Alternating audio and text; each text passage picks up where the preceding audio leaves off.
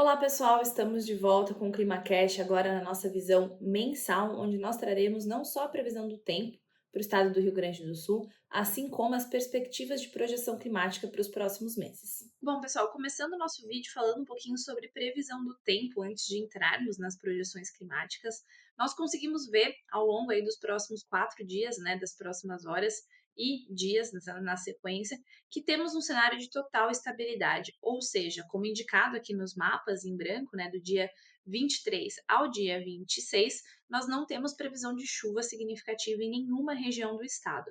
Isso está muito relacionado a estarmos com uma condição da oscilação antártica ligeiramente positiva, desfavorecendo a entrada de frentes frias no estado. Em contrapartida, esse cenário de estabilidade faz com que as temperaturas ganhem potência e consigam se elevar cada vez mais. Então, quando nós olhamos a previsão para o dia de amanhã, o dia 23, nós já vemos aí, né, que boa parte da faixa oeste do estado já tem perspectiva de temperaturas acima dos 34 graus, né, mas isso fica muito restrito a esse extremo oeste, e a região central já registrando temperaturas acima de 30, 32 a 34 graus Celsius. Então, de forma geral, com exceção do extremo leste e nordeste do estado, podemos esperar altas temperaturas no estado do Rio Grande do Sul. O cenário fica semelhante no dia 24, temos poucas alterações, mas a partir do dia 25 aumenta as áreas com temperaturas entre 34 a 36 graus e também nós conseguimos enxergar algumas áreas maiores na faixa, toda a faixa oeste de temperaturas ficando acima dos 36, ou seja, entre 36 a 38 graus.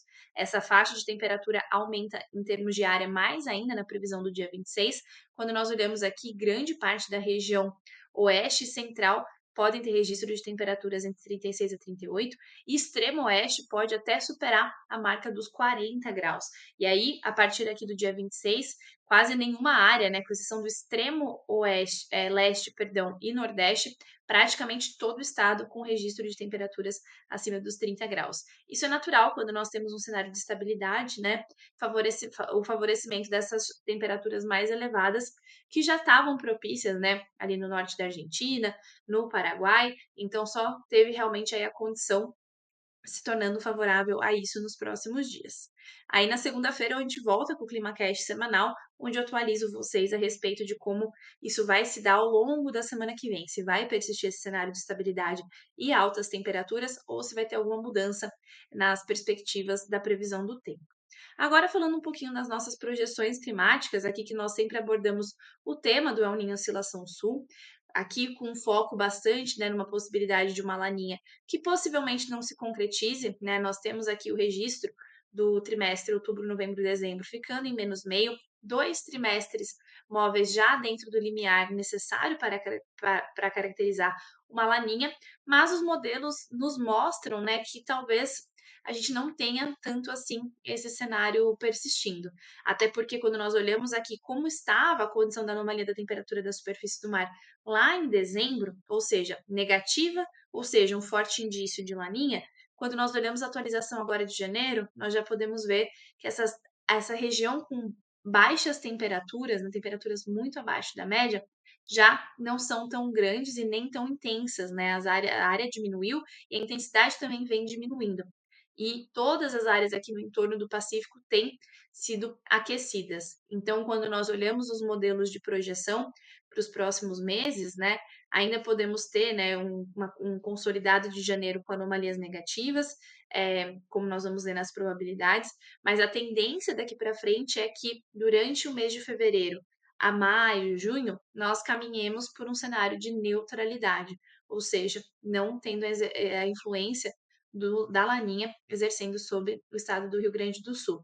E um outro ponto de atenção que agora começa a ser veiculado nas notícias é que os modelos apontam para uma rápida transição desse cenário de neutralidade pós um laninha fraco, ou nem mesmo um laninha, se a gente for olhar a classificação oficial da Organização Mundial de Meteorologia, né? Mas que o período de neutralidade vai passar de forma relativamente rápida, e aqui a grande maioria dos modelos, porque cada linhazinha aqui é um modelo preditivo, nós vemos que estão esperando um cenário de El Niño.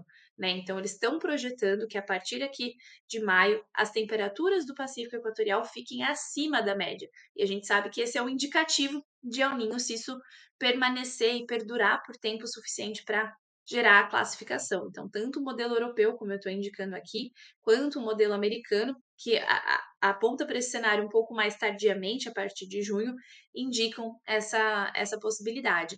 E as probabilidades são um reflexo disso. Como eu falei, janeiro ainda pode ter predominância de águas mais frias, a neutralidade vindo com força, com altas probabilidades de fevereiro a junho, e a partir de julho, aqui no consolidado dos modelos, nós temos aumento significativo da probabilidade de El Niño. Lembrando que um El Niño no estado do Rio Grande do Sul é marcado por altas temperaturas e principalmente por altos volumes de chuva, porque a gente sabe que esperamos chuva, né? Contamos com chuva ao longo aí dos ciclos na lavoura, mas chuvas de El Niño muitas vezes são chuvas muito intensas. Então, é preciso que a gente acompanhe esses modelos para ver se isso de fato vai se confirmar. Ainda é muito cedo, nós estamos falando aí de um prognóstico de janeiro para o mês de julho, né? Tem aí muita coisa para acontecer, mas agora mensalmente a gente vai acompanhando, vendo como ficam as condições lá no Oceano Pacífico, para ver se a probabilidade disso acontecer de fato é alta, né? Mas a gente sabe quais são as implicações disso para o estado do Rio Grande do Sul.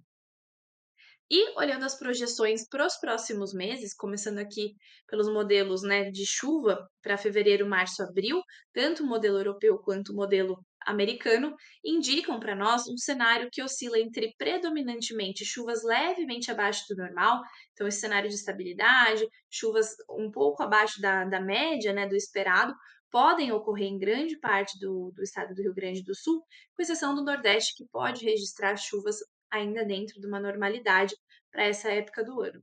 E quando nós falamos das temperaturas, a tendência, não só no estado do Rio Grande do Sul, mas em grande parte do Brasil, principalmente o Brasil Central, é de temperaturas acima da média. Uma elevação não tão alta, tá? A gente não está falando aí de desvios muito extremos, mas a tendência é que as temperaturas agora voltem a ficar acima do normal, diferente do que foi vivido em 25, né? Que muitos meses registrou temperaturas abaixo da média. Agora a gente tem uma perspectiva aí, pelo menos para o próximo trimestre, de temperaturas acima da normalidade. Bom, pessoal, era isso que eu tinha para apresentar para vocês. Agradeço a atenção. Agora a gente volta com as atualizações semanais, até que no próximo mês nós trazemos as atualizações referentes aos modelos aqui apresentados para o mês de fevereiro. Desejo a todos um excelente restante de mês, início de próximo, e até lá!